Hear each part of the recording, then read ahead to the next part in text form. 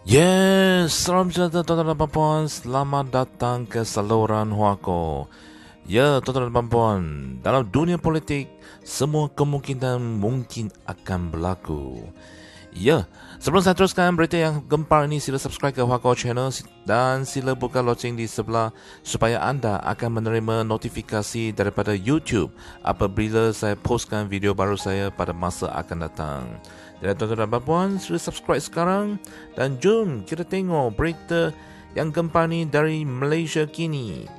Lim Kuan Yew berkata DAP akan kerjasama UMNO untuk gesar sidang parlimen. Wow, jom kita tengok.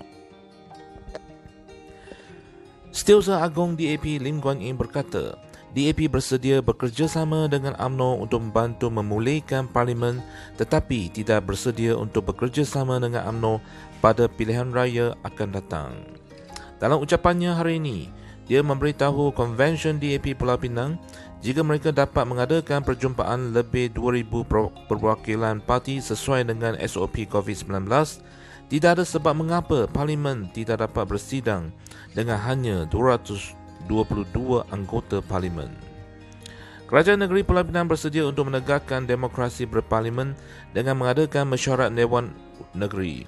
Namun parlimen dan Dewan Undangan Negeri terus ditangguhkan, kata Lim dalam ucapannya kepada perwakilan. Menyebut pengantungan parlimen yang berterusan tidak dapat dimaafkan, Lim berkata jelas DAP Pulau Pinang lebih demokratik dan berkeupayaan menjadi kerajaan lebih baik berbanding Perikatan Nasional. Kita sekarang mempunyai situasi yang aneh di mana setiap pertubuhan perniagaan, sekolah, pasar malam dan bahkan stadium sukan dibuka kecuali parlimen, kata Lim. Dia juga memetik titah nasihat yang diberi Tuan Agong pada 24 Februari lalu yang menyatakan parlimen boleh bersidang sewaktu darurat berkuat kuasa. Hakikatnya, parlimen boleh terus bersidang. Hakikatnya, parlimen boleh terus menggunakan bidang kuasanya dan menjalankan fungsinya terutama pengubalan perundangan undang-undang baru dan pengawasan kerajaan. Perdana Menteri Budi Yassin mengkritik keras Myanmar kerana menggantung parlimen tetapi dia juga berbuat hal yang sama, kata Lim. Katanya, Menteri Kabinet Perikatan Nasional gagal melakukan tugas mereka mengakibatkan Malaysia menjadi antara negara yang terburuk di ASEAN dalam jangkitan COVID-19 dari segi per kapita. Bagaimanapun, jelas Lim, DAP masih mahu bekerjasama dengan Kerajaan Perikatan Nasional supaya berjaya membendung wabak tersebut. Itulah sebabnya DAP menyokong program imunisasi kebangsaan COVID-19.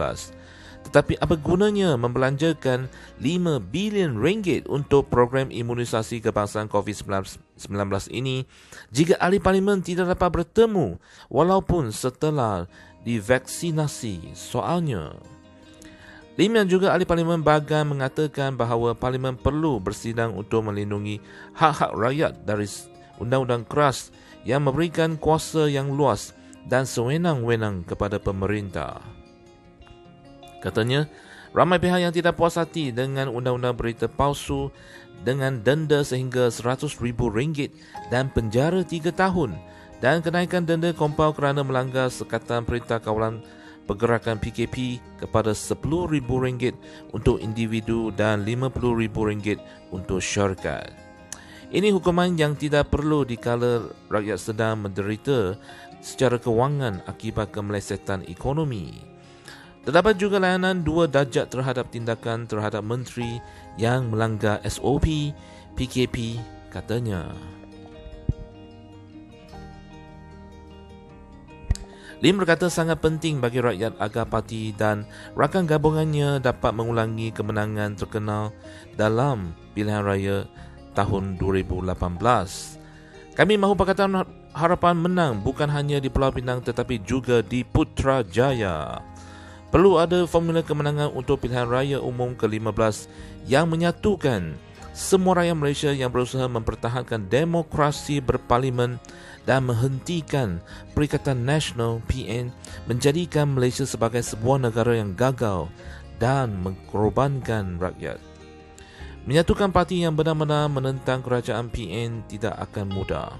Sebagai permulaan, DAP menggesa semua parti politik pembangkang dan ahli parlimen serta mana-mana anggota parlimen kerajaan untuk berusaha memulihkan parlimen. Dia juga berkata, DAP tidak akan bekerjasama dengan pemimpin kleptokrat pada pilihan raya umum akan datang. Ini dianggap merujuk kepada bekas Perdana Menteri Najib Razak dan Presiden UMNO Ahmad Zahid Hamidi. Najib telah disabitkan bersalah berhubung perbicaraan kes rasuah bekas anak syarikat 1MDB, SRC International dan sedang menghadapi lebih banyak tuduhan di mahkamah. Zahid juga sedang menghadapi tuduhan rasuah, jenayah pecah amanah dan pengubahan wang haram di mahkamah.